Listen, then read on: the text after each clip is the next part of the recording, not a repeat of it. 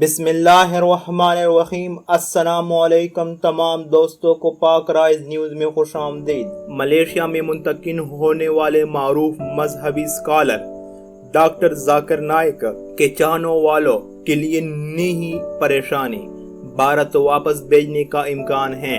مزید ڈسکس کرنے سے پہلے اگر آپ لوگوں نے ابھی تک ہمارے چینل پاک رائز نیوز کو سبسکرائب نہیں کیا ہے تو ابھی سبسکرائب کریں اور ساتھ ہی بیل کا آئیکن بھی دبائیں تاکہ ہر نئی آنے والی ویڈیو اور اپڈیٹس آپ لوگوں کو مل سکے۔ اس کے علاوہ اس ویڈیو کو زیادہ سے زیادہ لائک کریں اور نیچے کامنٹ سیکشن میں اپنی رائے کا اظہار ضرور کریں۔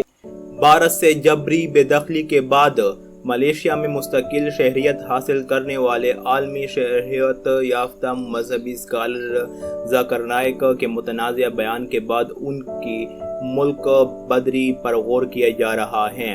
بین الاقوامی خبر رساں ادارے کے مطابق ملیشیا میں حال ہی میں اقلیتوں سے متعلق اپنے متنازع بیان کے باعث مشکلات میں گرے عالمی شہریت یافتہ مذہبی اسکالر ذاکر نائک کی ملک بدری کے بارے میں ممکنہ طور پر سوچا جا رہا ہے۔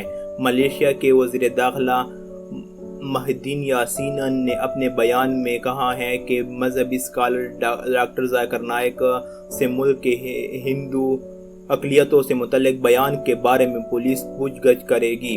اس بیان سے اقلیتوں کی دل آزاری بھی ہوئی۔ دوسری جانب بھارتی سے ملیشیا منتقل ہونے اور شہریت حاصل کرنے والے مذہبی اسکالر ڈاکٹر ذاکر نائک نے موقف اختیار کیا ہے کہ ان کے بیانوں کو توڑ مڑوڑ کر پیش کیا گیا ہے۔ وہ اقلیتوں کا دل سے احترام کرتے ہیں۔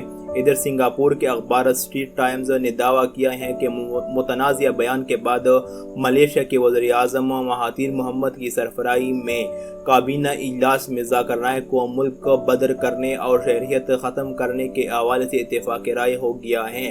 یاد رہے کہ ذاکر نائک نے ایک تقریر میں کہا تھا کہ ملیشیا میں آباد قدیم ہندو برادری اب بھی ملیشیا کے وزیر اعظم مہاتیر محمد سے زیادہ بھارتی وزیر اعظم نریندر مودی کی حمایت اور عزت کرتی ہے۔ واضح رہے کہ بھارت میں ہزاروں ہندو کو اسلام میں داخل کرنے والے مذہبی اسکالر ذاکر نائک کو دہشت گردی پر اکسانے کے مقدمات کے باعث ملک چھوڑنا پڑا تھا اور ان کی جائیدادیں بھی ضبط کر لی گئی تھی۔ ذاکر نائک سعودی عرب میں کچھ عرصے قیام کے بعد ملیشیا پہنچے جہاں پچھلی حکومت نے انہیں مستقل شہریت دے دی تھی۔